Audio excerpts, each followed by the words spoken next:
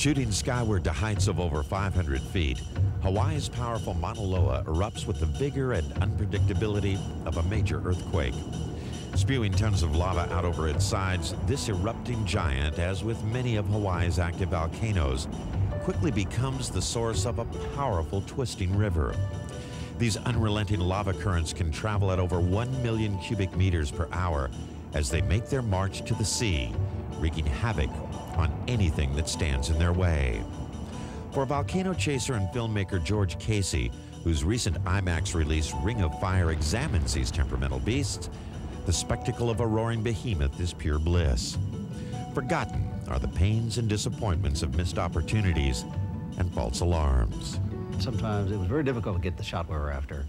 We'd hear of an eruption, we'd fly there, maybe the eruption would be over, we'd be late, something would happen, technical problems, very difficult. Because we work in a very large format with very large film, very heavy cameras, very difficult to capture these images. But when we did, it was so exhilarating knowing that what we filmed would be seen on these huge screens with the reality that was much like the reality that we experienced, that it was very rewarding. Unfortunately, a very timely trip to Mount St. Helens became a major disappointment for George when the journey was postponed due to a prior engagement.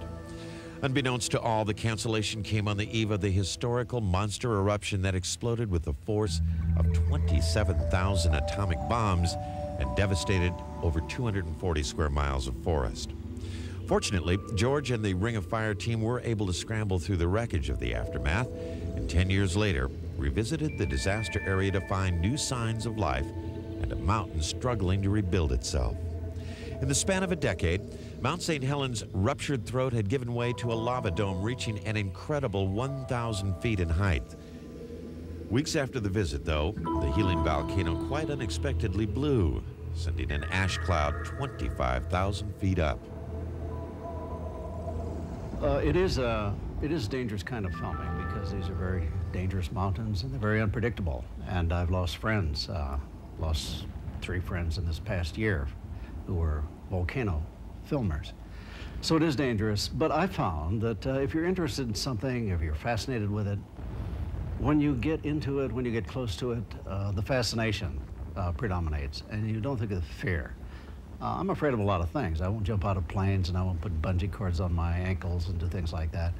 But when you're doing something in which you're so interested, so absorbed, so fascinated, the fear recedes and you're able to work. With the pains of Mount St. Helens behind him, but the film project in dire need of a similar eruption, George received a towering gift on Christmas Day of 1988. Navidad volcano, non-existent just the day before, blew out of the ground unrelentlessly. For weeks, the newly forming Chilean volcano erupted and grew. Unlike the fluid fountaining volcanoes of Hawaii, these strombolian explosions blew endlessly until the mountain had grown to 1,000 feet. A feeling of extreme satisfaction followed. I believe in our end of things, where we're filming location filming, it's a bit like a hunter satisfactions we get. We're bringing back something to the tribe. We're capturing some game. We're bringing something back. So there's an added incentive and stimulus and satisfaction in working in these large formats. And it makes science real and enjoyable and fascinating, particularly young people.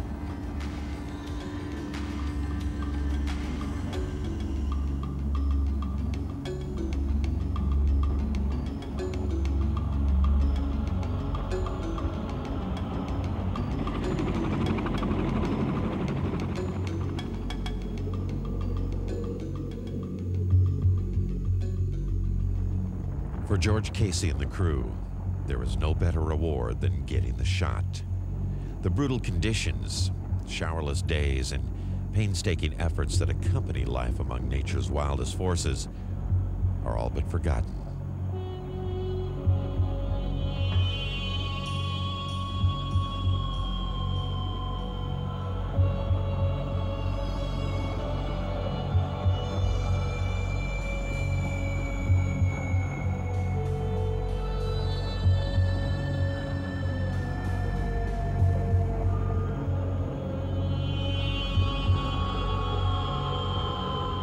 I consider myself a person, though, who's susceptible to maybe not obsessions, but interests that are so strong, so compelling, so attractive.